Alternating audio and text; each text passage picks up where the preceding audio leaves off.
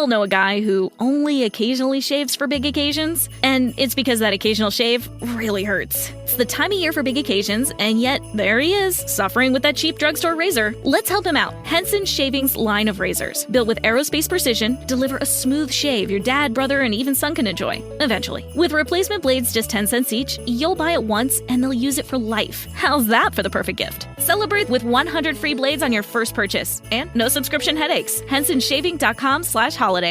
For the ones who get it done, the most important part is the one you need now. And the best partner is the one who can deliver.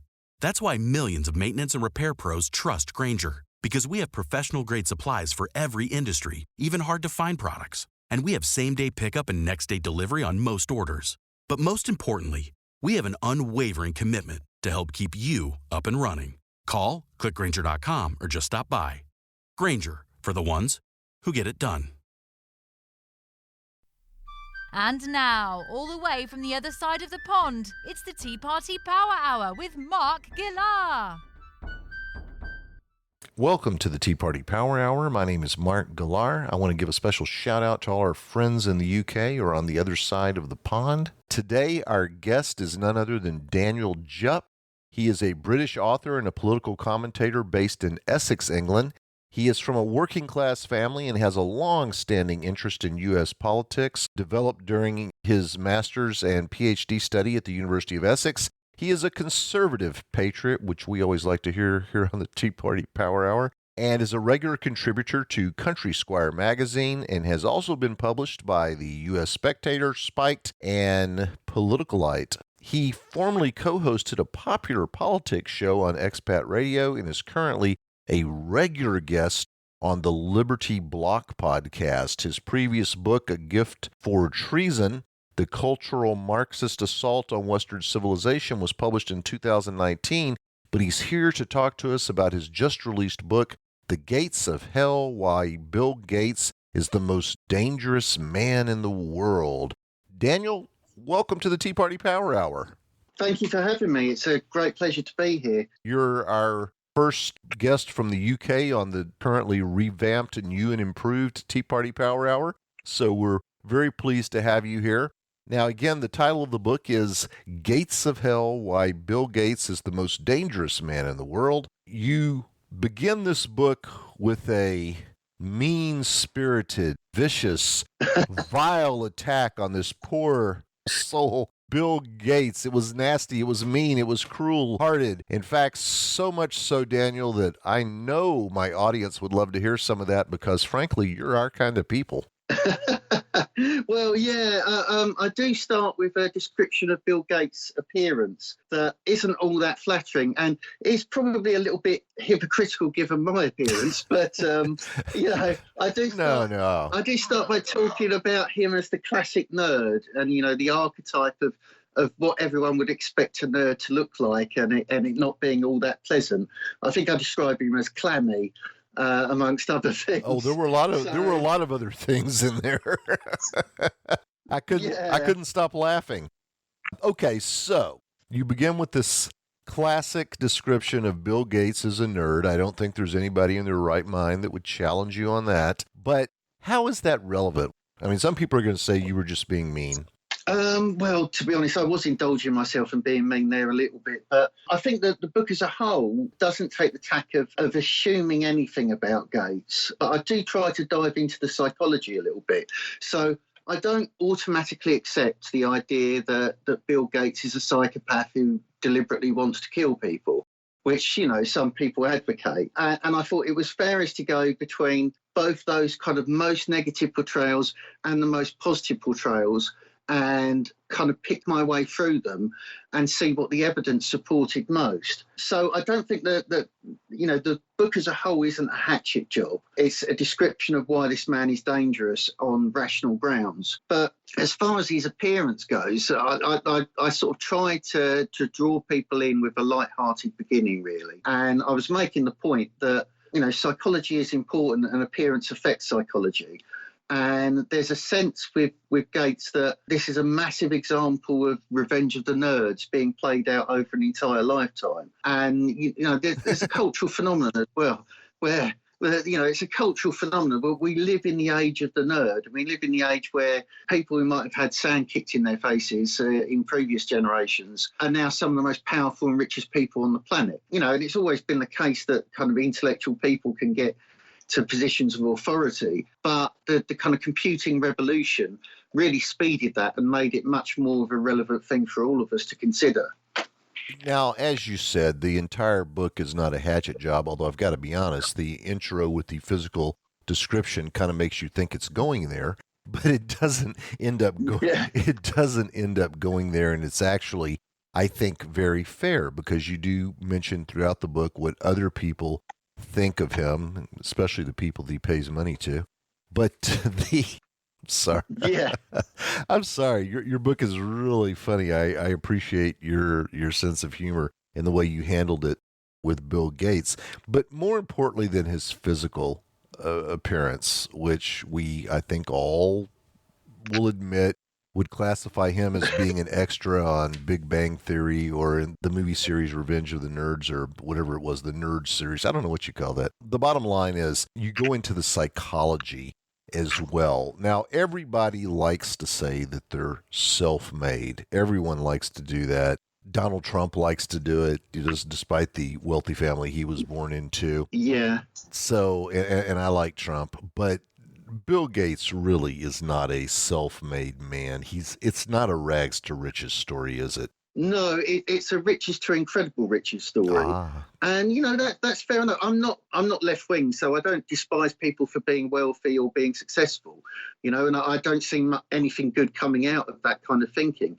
But it has been portrayed as if on occasion that Bill Gates revolutionized computing and came out of nowhere, and that's all testament to his genius. And the reality is that when he set up Microsoft, he had a $1 million trust fund to fall back on if anything went wrong. And, he came from a very privileged family, one of the most respected families in Seattle. His mother is particularly interesting because she was involved with philanthropy through her whole life. And obviously Bill's interest in philanthropy and the Gates Foundation partly derives from his mother's influence, I think. So he had an extraordinarily privileged background, and it did definitely help him in his progress at various points. I mean, early on in Microsoft, he got a sweetheart deal effectively with IBM, and his mother was on a board with John Opel, the IBM CEO. So, that they personally knew people who were helpful to his progress. And he talks about having the governor over to discuss politics at their breakfast table in his household. So this was a very influential family, a very connected family. Oh, I know you're in the UK, but that's pretty common in America. The governor comes over to my house all the time. It's just, we have breakfast, lunch, we eat popcorn during football games. If it's not one governor, it's another. It's my front door. Yeah. I mean, I have the prime minister over to my tiny flat all the time. Yeah, my front door is a revolving door for governors from various states. I'm actually in Texas, and Governor Abbott. I mean, there are times I pretend I'm not home because he just comes over so often. But they're so needy, these politicians. These governors, I'm telling you. Yeah.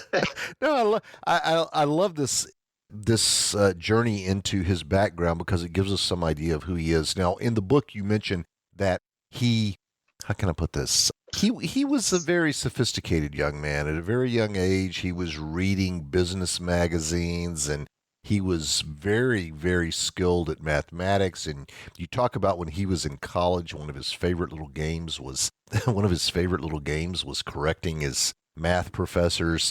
And at one point he thought about going into mathematics, but you said he chose not to do it because he wasn't the best person at his university, which I believe was Harvard, at mathematics. So if he couldn't be the best, he didn't want to do it. And that gave us some insight into his highly competitive nature. Like so many billionaires out there, this guy doesn't like to just win. He likes to win big. Oh, absolutely. And, that factors in a lot of the problems about Bill Gates and his influence, really, because he's extraordinarily competitive, and he'll say that himself. He's ferociously bright, and he's very, very driven. Now, all of those things are positive qualities when, applied to something that is worthwhile. And on the surface, all of his aims and intentions would seem incredibly worthwhile. Nobody's going to object to saving lives of malnourished children, or, educating people better, or genuinely perfecting treatments for illnesses and viruses. All of that would seem very, very noble on the surface. But all of it is also stuff that he profits from. And all of it is he's driven for everyone to accept his way of doing it. And regardless of risk, he's privileged background means that he's never really risked failure in the way that an ordinary person would. And he's gotten very little sense of risk as a possibility. And this is what becomes very, very dangerous when you apply that to things like global health policy, for instance, because, the methodology that he created for Microsoft was capture market share quickly by rushing out a product. And then if there's any problems with that product, you do a patch or you do a 2.0, and that solves the problem. And you've already got that market share, and you've ruthlessly acquired that market share, by the monopolistic ways you treat your competitors. But you can't do that sort of stuff with human health. You cannot patch up someone who's been injured by an experimental mRNA vaccine that has more adverse effects than you acknowledged. There isn't a bit of tech that you can immediately put in place that will solve the problems that you've created there. And this is the danger. And he operates on such a vast scale. He operates globally. So when you're talking about putting things into the arms of half the population of the planet, or you're talking about geoengineering the climate of the entire planet, as one of the projects he supports suggests doing, then your potential risks are enormous. And that driven, very focused, but also very blinkered drive to success that Bill Gates has can be incredibly risky and dangerous for others. I agree with you 100%. I actually, it seems like another life at this point, but I was the marketing director for an internet company. And one of the big jokes around that place, they both sold computers, fixed computers. They offered internet service locally. And one of the big jokes was at Microsoft, quality is job 1.1. And it was a joke about the fact that Microsoft, as you said, had a tendency to just throw something out there and worry about the problems later. As you said, they could always do some kind of a patch. But if you take Bill Gates' vaccine and you develop myocarditis, you can't put out vaccine 1.1 and fix that. Exactly. There's no solution for you once that's happened to you. And Bill Gates seems to have very little awareness of that fact. And the fact is that, he's always been someone who wants to get to the solution as quickly as possible.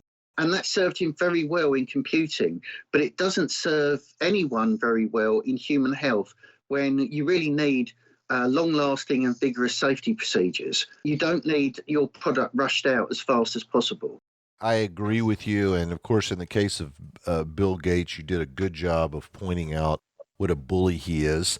I'm 60 years old. I'm old enough to remember Netscape and WordPerfect and Lotus. And what I know is that because he had the operating system, of course, with Windows, he was able to bundle that with his version, Explorer, Word, Excel.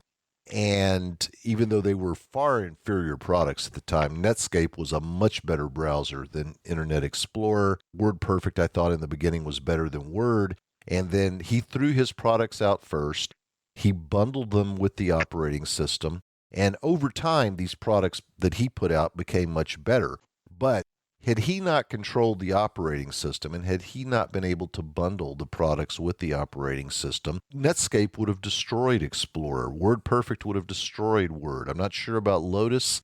Wasn't a big fan. But the bottom line is that he used his monopoly power. He used the power of having the operating system that was on everybody's PC, and he took great advantage of that. So the guy was a bully, but getting back into his psychology just a little bit, he had no empathy, no sympathy for anyone who had an illness. And whether it was Paul Allen or, there was a guy in his company that had a heart attack that he wanted to fire. He wanted to get rid of somebody who was recovering from cancer. I mean, is this the same guy who wants to make sure the children in India don't get polio? Because it sounds like two different people. I mean, will the real Bill Gates please stand up? Who is this? Yeah, absolutely. I do talk about, I have a chapter called The Boss is a Bastard. And there are multiple accounts of him being just about the definition of a nightmare boss.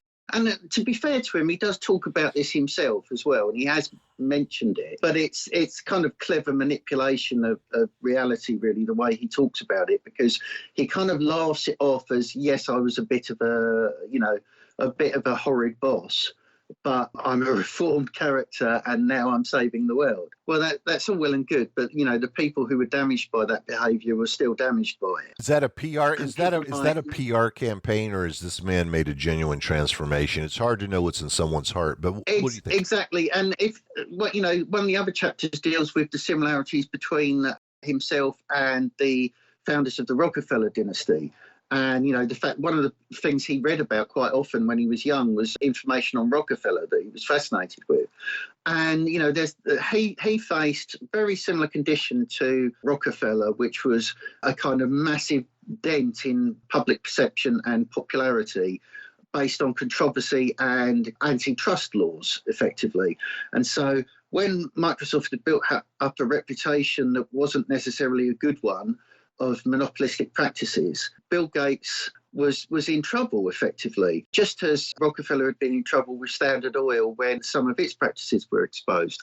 And the solution that he followed was exactly the same one that the Rockefeller dynasty followed, which was to move into philanthropy and, to transfer most of his energy and attentions from building up a business empire to using the proceeds of that business empire to build a philanthropic empire.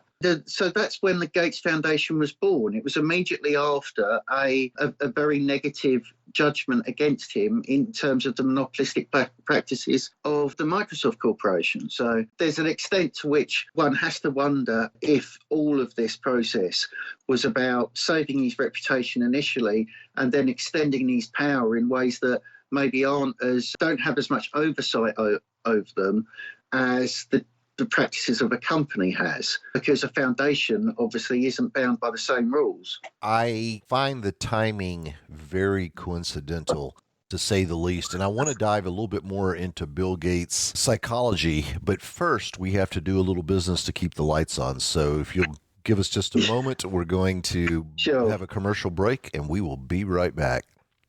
We all know a guy who only occasionally shaves for big occasions, and it's because that occasional shave really hurts. It's the time of year for big occasions, and yet there he is, suffering with that cheap drugstore razor. Let's help him out. Henson Shaving's line of razors, built with aerospace precision, deliver a smooth shave your dad, brother, and even son can enjoy, eventually. With replacement blades just 10 cents each, you'll buy it once, and they'll use it for life. How's that for the perfect gift? Celebrate with 100 free blades on your first purchase, and no subscription headaches. HensonShaving.com/holiday.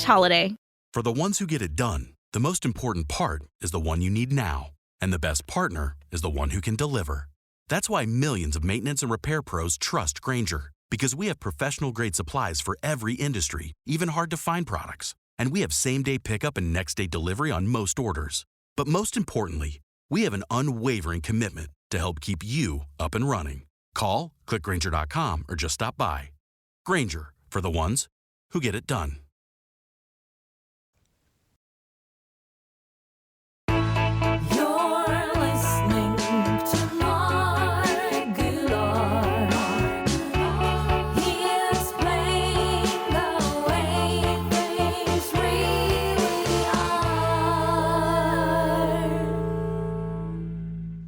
And we are back with Daniel Jupp. He is the author of Gates of Hell, Why Bill Gates is the Most Dangerous Man in the World. Daniel, we were talking about the psychology of Bill Gates. And I'd like to go back into some other stuff in the book because you put some stuff in here that I've never heard about him. So maybe, at least in my case, his PR campaign was working. You mentioned that Bill Gates would actually memorize the license plates of his employees when Microsoft was still small enough that he could do that, so that he could look out into the parking lot and see who was arriving on time and who was late. He also memorized all their phone numbers. I mean, is that the habit of a well person? No, it's not, is it at all? I mean, it is. If you wanted to describe a stalker, that would be a good place to start, wouldn't it? And it's astonishing, really, that obviously there was a different business climate then, but even by the standards of the 70s or the 80s, your boss memorising your number plates and kind of lying in wait to see what time you left the car park would be considered very weird behaviour, and it was. So this is not a standard guy. This is a guy who thinks in very unique ways. Let's put it that way. Sure sounds like it. I've never heard of anyone doing that. I mean, that is I'm surprised he didn't stand. Make them all use punch cards and on a time machine and stand there at the machine while they checked in the morning. I mean, this guy. To say that he had high expectations in terms of the amount of hours worked, I think would be an understatement based on what you said in the book. Now, here are a couple things that you might find interesting, and they come from my background. I told you that I had worked for a computer company involved in the internet and some other things. The topic of Bill Gates came up one day, in addition to making the joke about it, Microsoft Quality is Job 1.1. The owner of this company I worked for, his name was Jeff. He said, "Hey, Mark, I want to show you something." And we went to this site on the internet where you could look up and see various domain names and who owned them. So the first one we typed in was "It is futile to resist." That was owned by Microsoft. And my favorite one that we looked up was the domain billislord.com. And of course, that was owned by Microsoft. So someone, and I'm not saying it was Bill Gates, but someone at Microsoft really captured the spirit of what that corporation was all about by registering these domain names. And one other thing. That's wonderful. I hadn't heard that. I hadn't actually heard that. I was there at that time. I think it was, good Lord, I want to say it was probably 1997 or so that you could still research those domain names, and they were owned by Microsoft. Now, here's my favorite thing that sort of gives us some insight into this guy's psychological profile. He had a standing agreement with his wife, Melinda, that he could spend 1 week a year with his ex-girlfriend. Yeah. But I think that was less of an issue to her than the time that was spent with Epstein. That's a whole other issue. That's a whole other issue. But I'm just saying, could you imagine? Are you married, Daniel? Yes, I am. Yeah, very happily. Just in case somebody's listening. Well, I've been happily married for 36 years, and I can tell you that if before the wedding day I had said, and by the way, honey, there's just one little thing. I've got this ex-girlfriend I just can't let go of. I mean, she's just too good in bed or whatever it is. And I'm going to need a week a year to hook up with her. You don't mind, do you, baby? Just to get it out of my system. I can't imagine any guy having the stones to do that. I mean, that is absolutely amazing, and I think gives us some incredible insight into this man. It's like, it's another example of that extraordinary empathy. It is. And again, that plays itself out again and again. Now, you mentioned the Jeffrey Epstein thing. I think this is as good a time to get into that as any, because we're talking about the psychology of this man, and we just mentioned Melinda, his wife of so many years. I think, was it 26, 27 years or something that they were actually married, and I know they dated a good while before that. In fact, I mean, it's probably his relationship with Melinda, and there's still a relationship there, obviously, because they have children together, and they're both still on the board of the Gates Foundation, so trustees of the Gates Foundation. So Melinda was one of his longest human contacts of his entire life.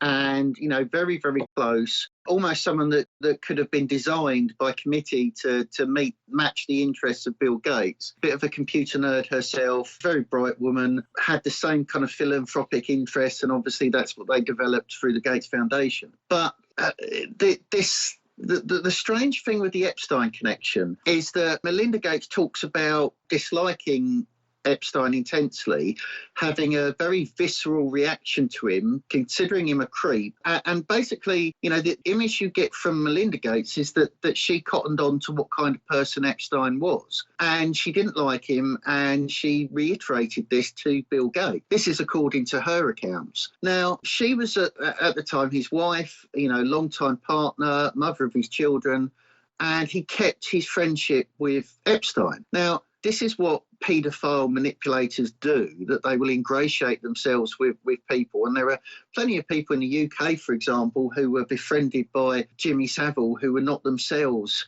paedophiles. So, there might be people who are connected to Epstein who are not themselves of that nature. But it does seem strange that someone would prioritise that friendship above their relationship with their wife, who is their strongest ally in philanthropy, which is engaging most of his attention, and he's, long-time partner. If my wife was saying to me that one of my friends was a total creep, and he freaked her out, and she was worried about him, I would end the friendship. I think you would take that on board as a significant negative in your relationship with that person. But Bill's explanation for why he stayed friends with Epstein is one that I find very unconvincing, because he says that they were discussing charitable ventures. And it's true that Epstein had a small charity of his own, a kind of very tiny version of the Gates Foundation. But there's never any shared project between them. And this is years of friendship that was initiated after Epstein was already a convicted sex offender. So it's all stuff that, most people would say there's circumstantial evidence there, or there's certainly stuff to explain and worry about. I think it's very, very telling that there is no, how can I put this? There is absolutely no, as you said, project anywhere that Bill Gates can point to and say, well, all those years of talking with Jeffrey Epstein, it finally came to fruition, and we formed the following charity, and here's all the good work we did. Yeah. But apparently all these guys ever did was talk about it. Apparently, occasionally, according to some people, on Epstein's island, which was filled with all these underage girls who were performing sexual acts on fully adult men. So, again, you don't want to do a guilt by association thing, but Bill Gates' explanation that they were just talking about philanthropic efforts doesn't really hold water. And it's certainly strange that whatever he had going with Epstein, it was more important to him than his relationship with his wife. And let's just say this and call it for what it is. How often do you hear of a married couple, breaking up and divorcing because the male refuses to break up a friendship with some guy who's been arrested for, I think soliciting sex with a minor is what the charge was. I think that was it. Epstein's dead, so he can't sue me anyway. But yeah, this is the section where we have our lawyers. Absolutely, handy, obviously. So it just doesn't seem right. I mean, what guy would go through a divorce because he doesn't want to break up a friendship with somebody that his only interaction is discussing charity activities? Yeah, when he's getting those conversations from a lot of other people as well, and and there's a lot of other rich people. I mean, Bill Gates is the person who organised the Giving Pledge, and he's kind of best buddies with Warren Buffett as well.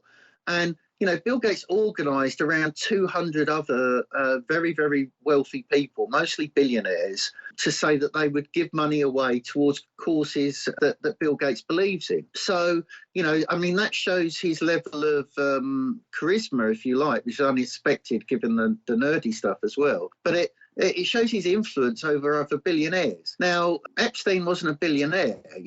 Epstein was a kind of millionaire, but he's nowhere in the league of those guys in terms of the wealth that he could bring to such projects. So this idea that they were solely discussing what Epstein could bring to these philanthropic efforts is a somewhat bizarre. Well, I fully expect that our FBI here in America is going to release that client list just any day now. Yeah, it's coming along with Biden's impeachment. It's any day now. But, well, speaking of Bill Gates and his philanthropic efforts, the man is very, very smart, but there's one thing he doesn't seem to be able to do. And that's get rid of all his money. I mean, the man has been trying for years, and no matter what he does, and you do a great job of this in the book, no matter what he does, Daniel, he just keeps getting wealthier. It's a terrible curse, isn't it? I mean, that poor man. And it's the same with Warren Buffett as well, who, both of them launched this giving pledge. And they said, we're going to give away the vast majority of our wealth. And both of them are significantly richer than when they said they were going to do that. And, Bill Gates has been giving money away, supposedly, through the foundation for 20 years. And he has given, billions of dollars away.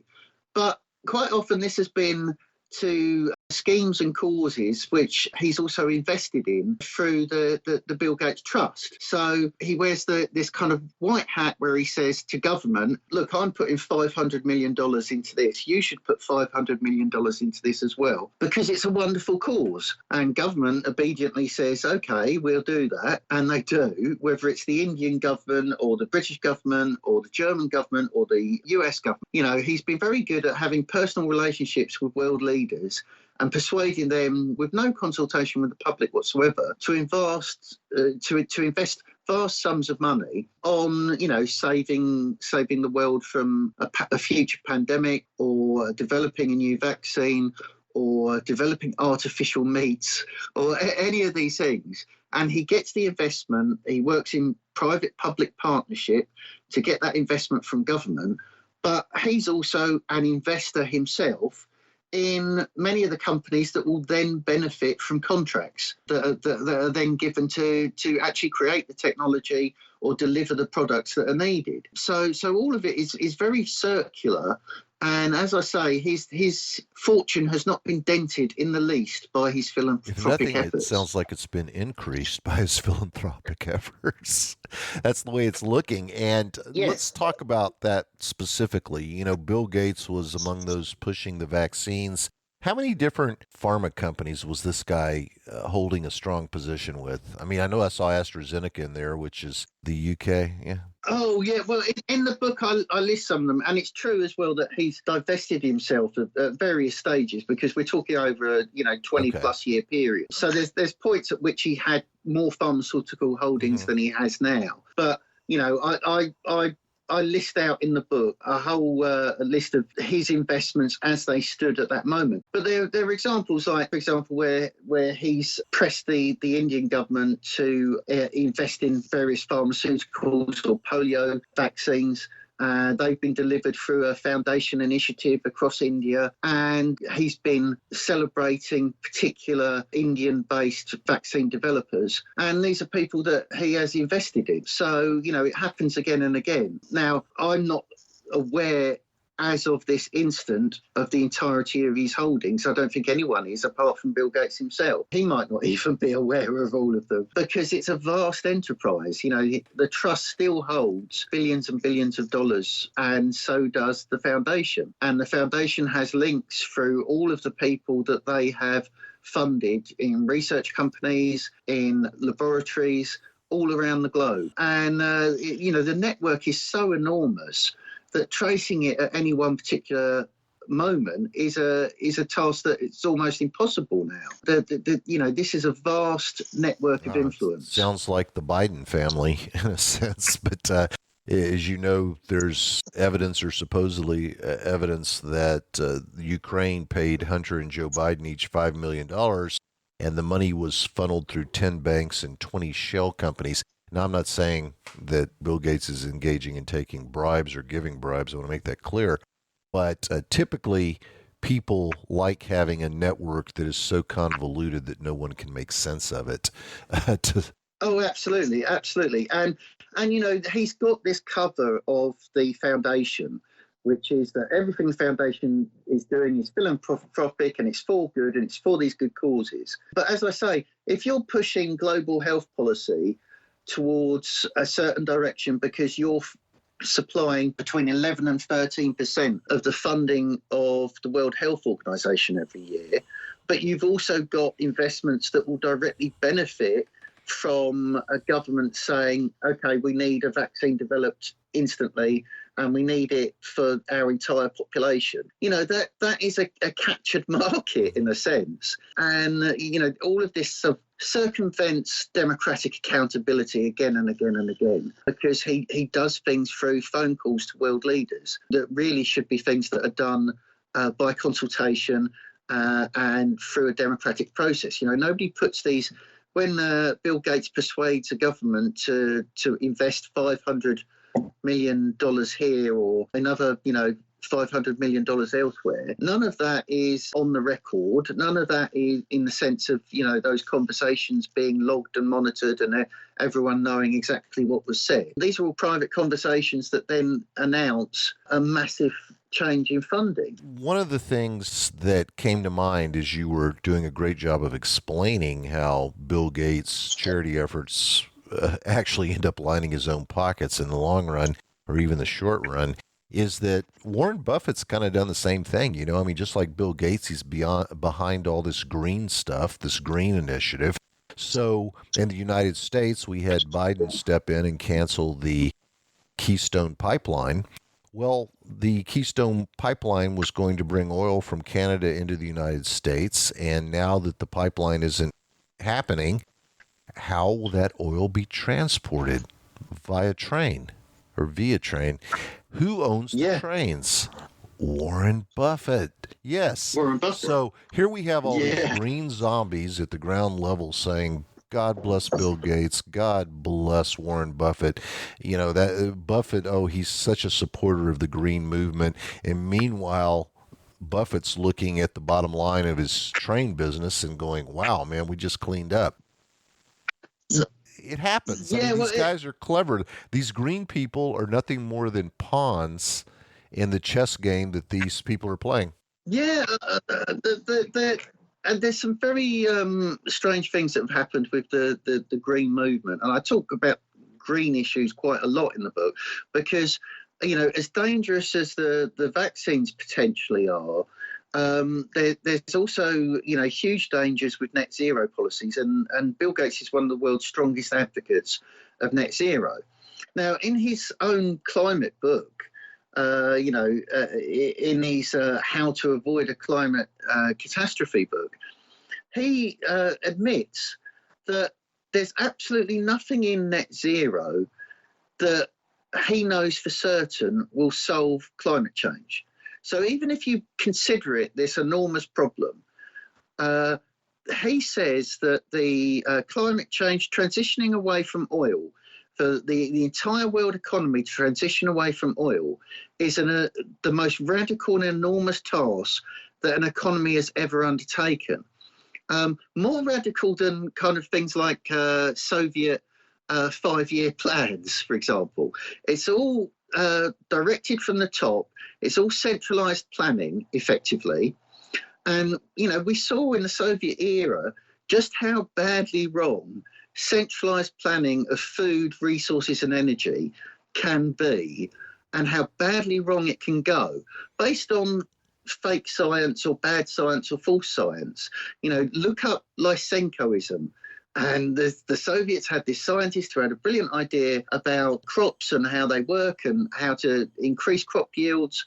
And they ended up with a famine thanks to Lysenko, the scientist. And these are things that are potential problems with net zero, because net zero is not only saying radically alter your energy policies, and go for these things which aren't very green in traditional terms, it's also saying radically alter your food policies at the same time, because Bill Gates has this idea, along with other advocates of net zero, that cow farts are destroying the planet. Yeah.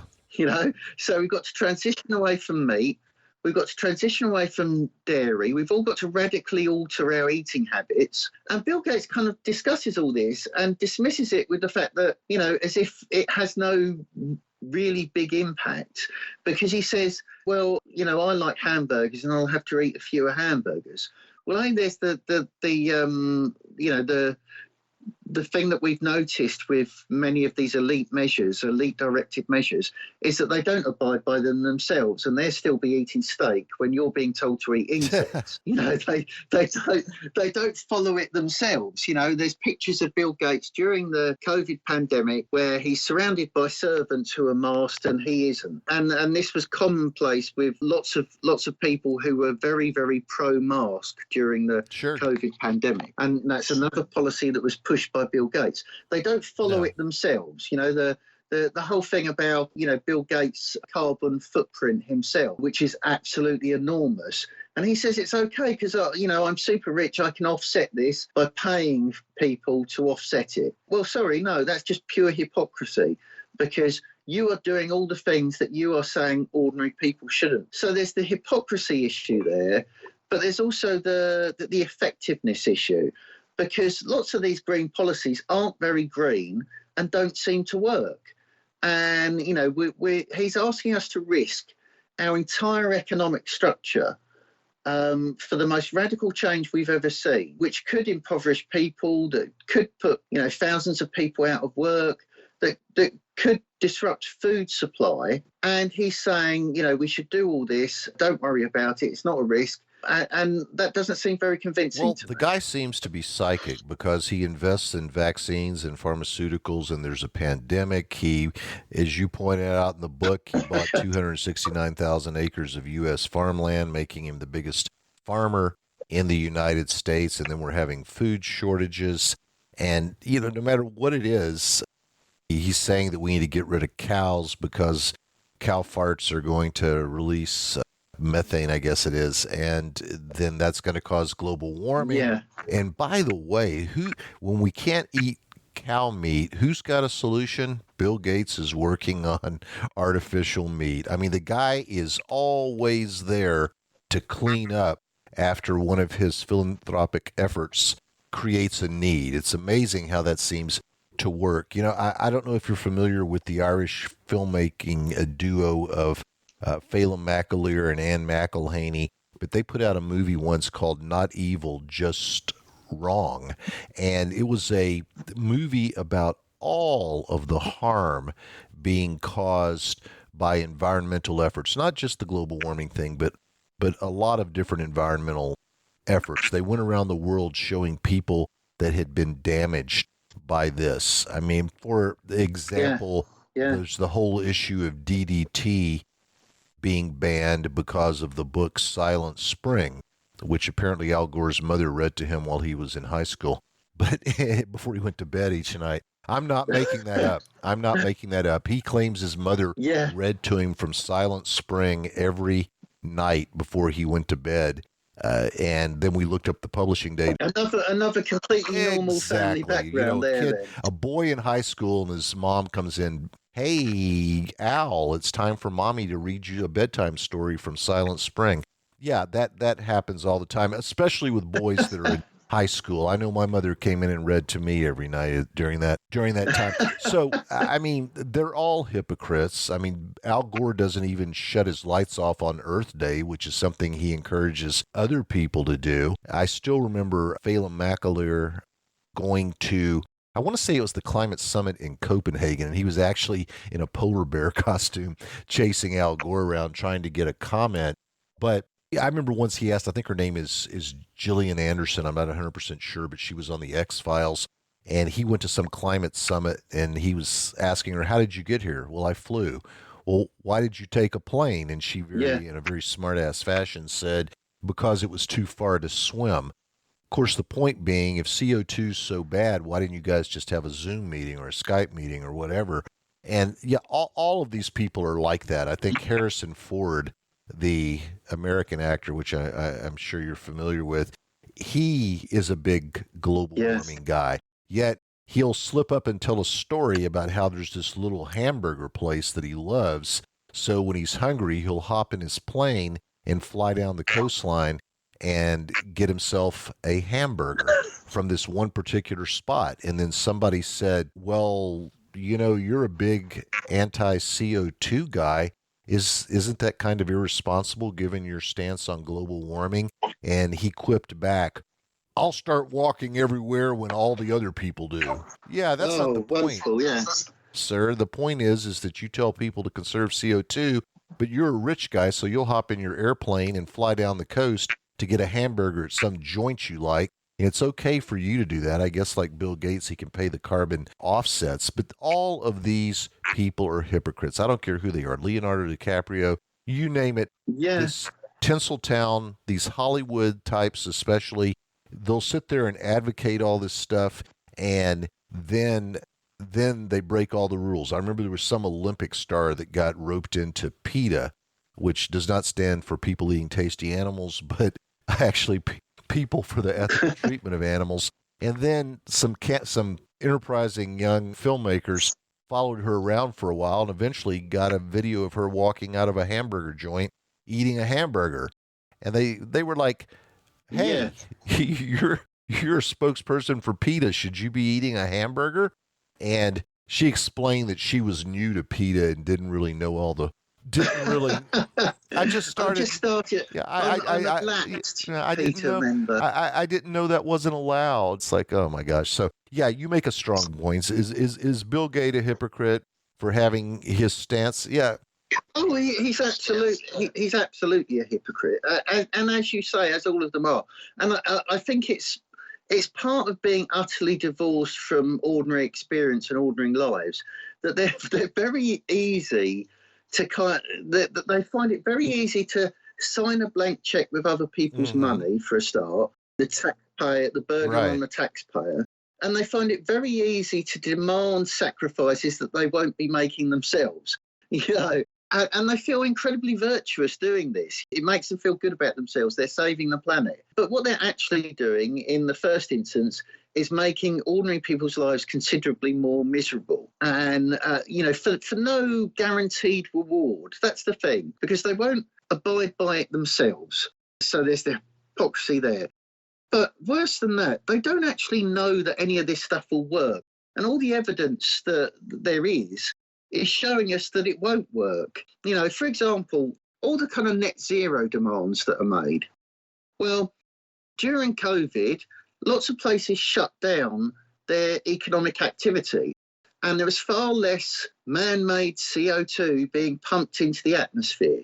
Did it make any change to global average temperatures whatsoever? No, it didn't. Of course it didn't. And, there was a huge economic shutdown globally in that period, and it had absolutely no effect whatsoever of the type they're saying the massive transition in our economy will affect. So they've got evidence that this stuff doesn't work in the first instance, and yet they still demand it, and they also know that it'll be ruinous for many lives. One of the examples I cite in the book is about Dutch farmers. Dutch government demanding that 3,000 Dutch farming families vacate their homes, have their homes seized, no longer work in the traditional manner that they have. And these are lives ruined. These are ordinary lives being ruined by a green demand. And it's also, Holland was disproportionately a supplier of food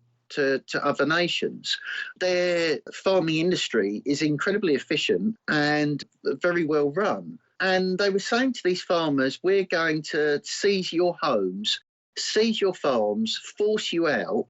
And the EU was saying at the same time, we're not going to allow you to farm anywhere else in Europe. So they were hugely impacting these people's lives.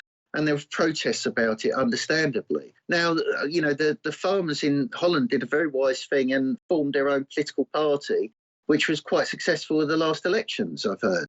But again and again, we see these people making demands for policies that they don't know will work, justified supposedly on some premise of saving the world. But there's no justification that they can actually prove that this will do the thing they say it will do. But it does make them a lot of money, because they're the people demanding this are also the people investing in the new green energy or the new meat sources or whatever it is they're saying we need to transition to.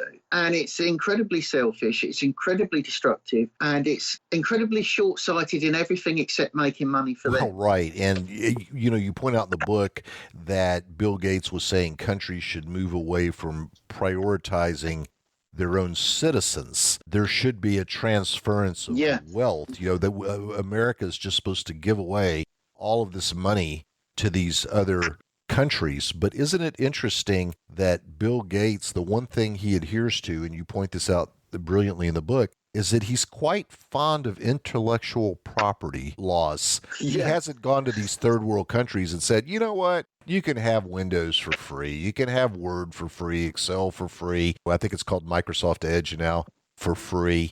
He's not that generous when it comes to his own business efforts and things that directly impact him. But he does want the American taxpayer to pay. And it's interesting because he says, well, America is this wealthy nation, and it is. But there are plenty of people, especially under the Biden administration, that are struggling, that are suffering. We need to take care of our own people first, as I'm sure you agree that you do in the UK. Why in the world do we need to make the American taxpayer suffer more because Bill Gates, again, the man that's always in a hurry, as you put it, says that that's what we should do? Who in the hell is he? He hasn't been elected to anything. He's completely, as you point out in the book, circumventing the process of politics and people representing the voters. I mean, he's doing an end around on that. It's like, I'm Bill Gates, I'm the fourth wealthiest man in the world, and this is what I'm going to do. He doesn't give it. Yeah, and I think it's a direct contradiction. It's a direct insult to what a government should be.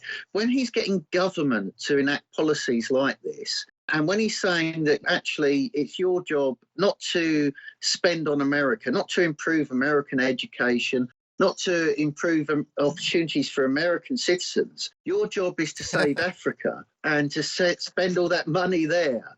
Well, that's not. That is definitely not the job of a nation state. A nation state exists for its own citizens and for their protection and for their well-being. And your political representatives are supposed to be representing you. Africa's political representatives are supposed to be representing them. India's political representatives are supposed to be representing them. You cannot say to a population, we're going to take all your taxes and we're going to spend them somewhere else, because that's theft. I'd like to end the show with something very personal.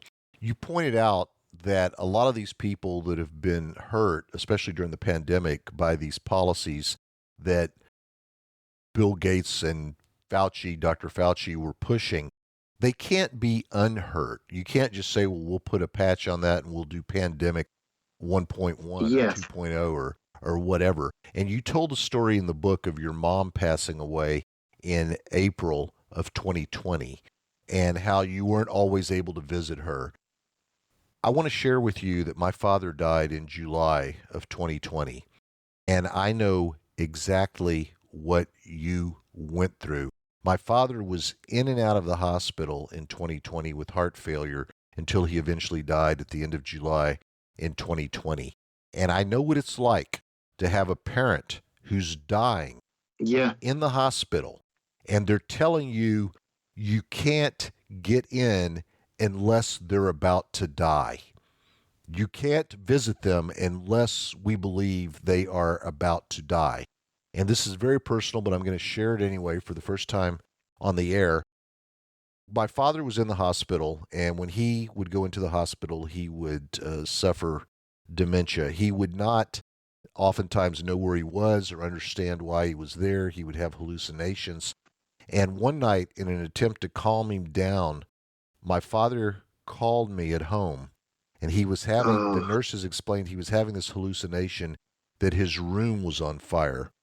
And Daniel, he was begging me, Mark, please come to the hospital. This place is on fire and no one will put it out. I need your help. Please come to the hospital. These people around me won't do anything to put out the fire. And I was trying to explain to him that the medicine he was taking was making him see things that weren't really there and all this stuff. And he just kept asking me to come to the hospital. And I asked the nurses, is there any way I can come to the hospital right now? He needs me there to calm him down. And they said, sorry, sir, there are no exceptions. So when did I get to see him?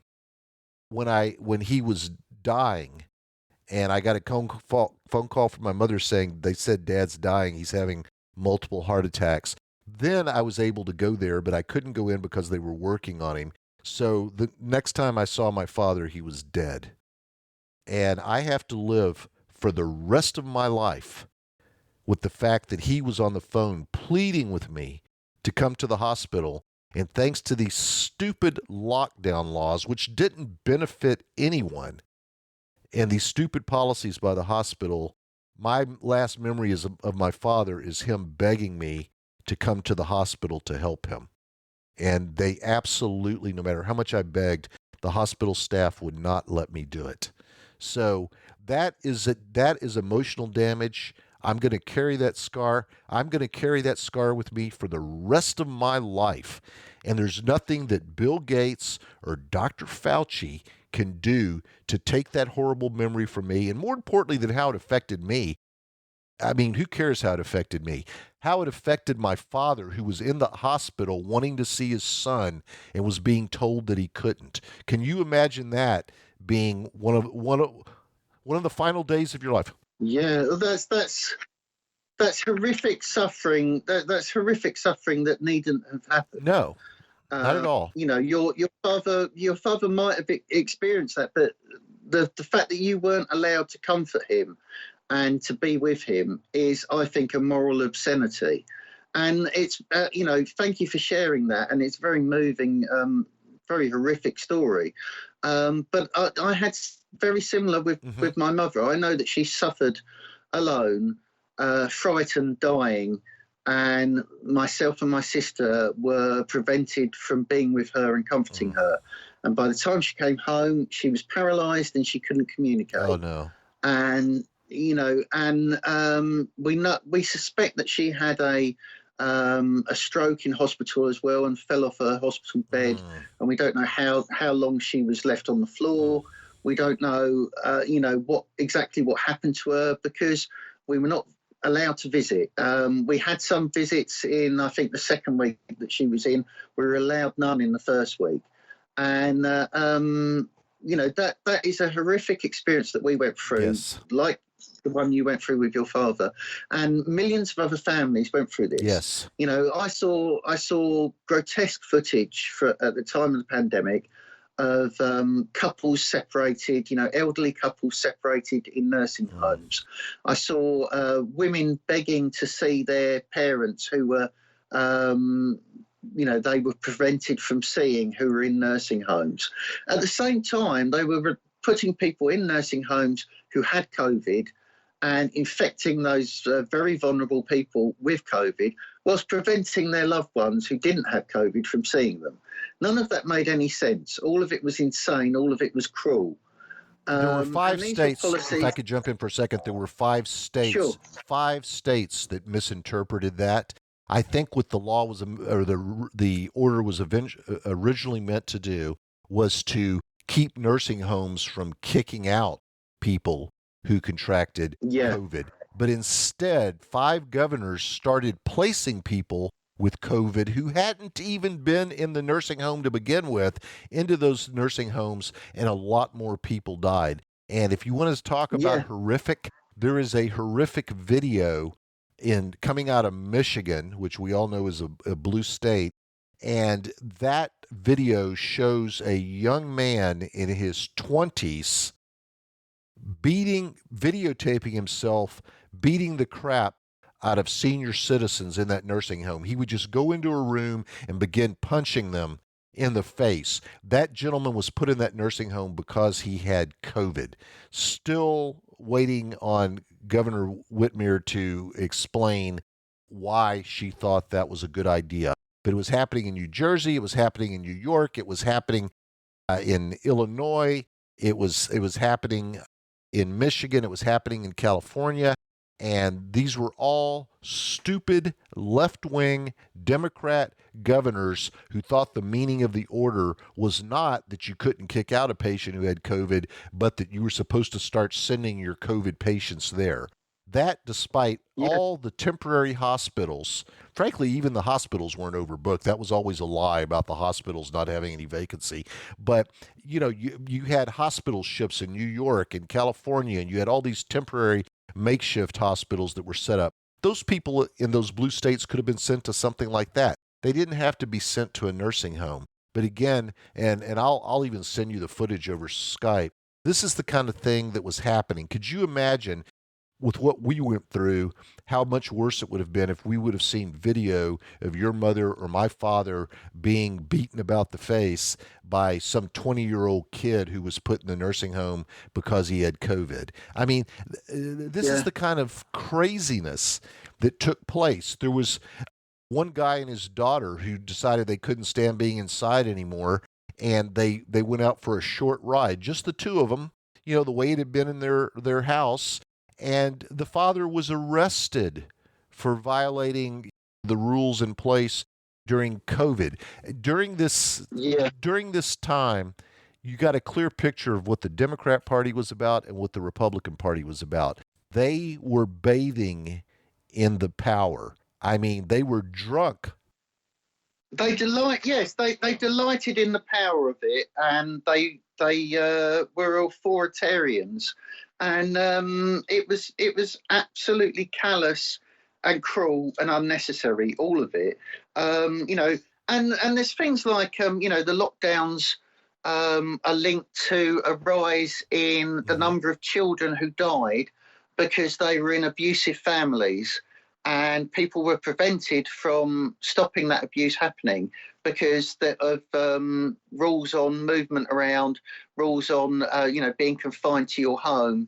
They weren't going into schools, these children, and we had, I mentioned a very, very horrific case in the UK where an innocent child was beaten to death, suffered months of prior abuse, and that was then beaten to death.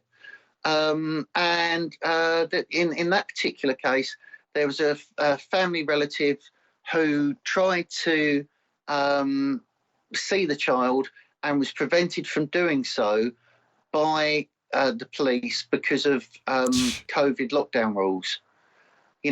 So there are people who died because of those rules, and those rules did not stop the spread of COVID. The transmission rates weren't affected by those rules. Every nation, no matter how harsh their measures, experienced COVID. So it did absolutely nothing to stop it. But what it did allow, what it created, was opportunities for politicians to be authoritarian dictators, and opportunities for abusers to, carry on abusing without any interruption, and huge amounts of cruelty to take place.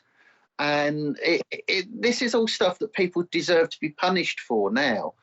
These are policies that were hideous, absolutely hideous in their effects, and should never have been allowed, should never have been condoned, and were all being pushed by Bill Gates amongst others.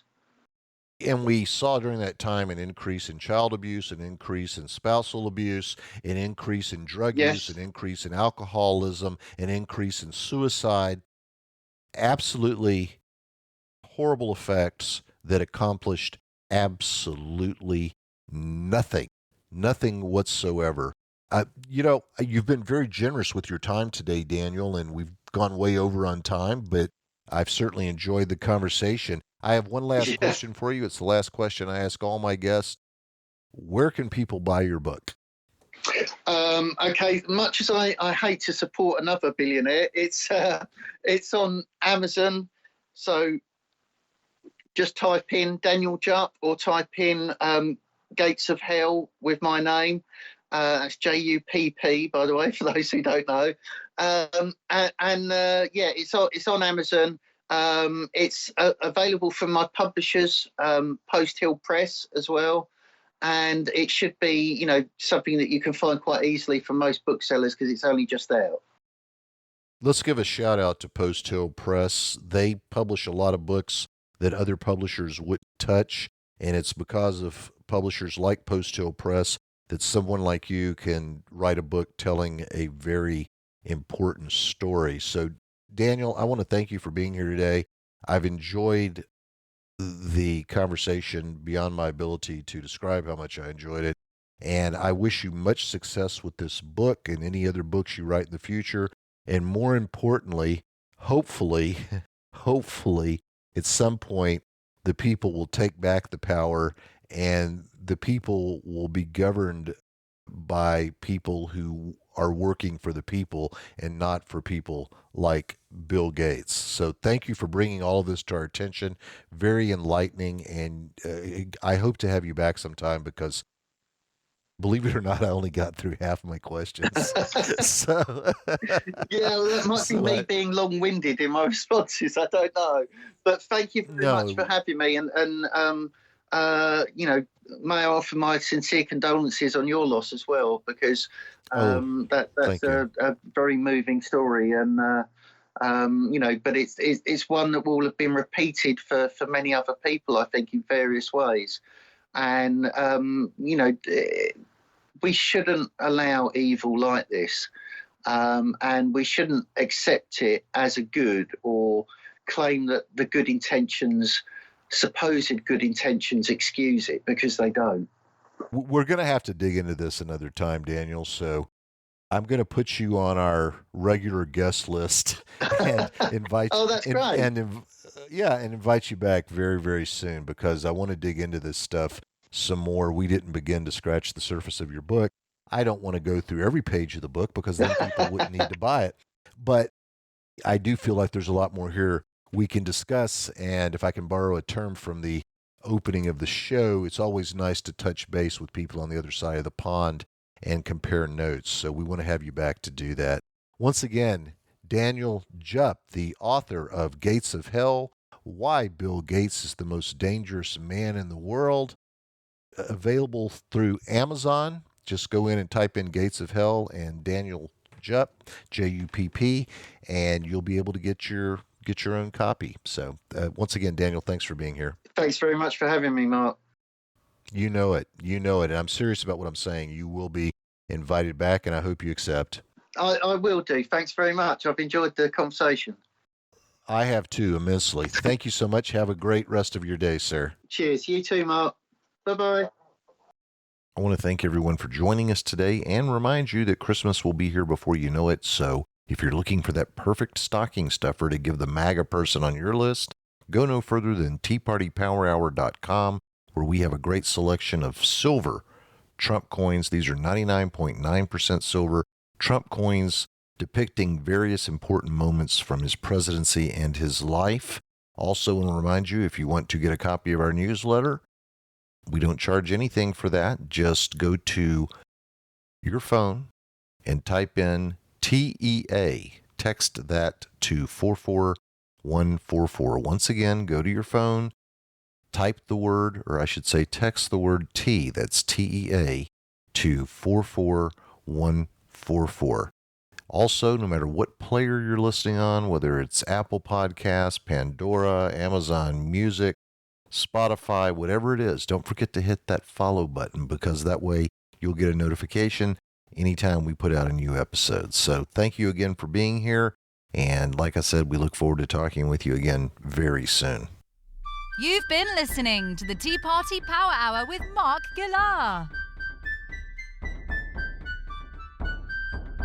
We all know a guy who only occasionally shaves for big occasions, and it's because that occasional shave really hurts. It's the time of year for big occasions, and yet there he is, suffering with that cheap drugstore razor. Let's help him out. Henson Shaving's line of razors, built with aerospace precision, deliver a smooth shave your dad, brother, and even son can enjoy, eventually. With replacement blades just 10 cents each, you'll buy it once and they'll use it for life. How's that for the perfect gift? Celebrate with 100 free blades on your first purchase and no subscription headaches. HensonShaving.com/holiday.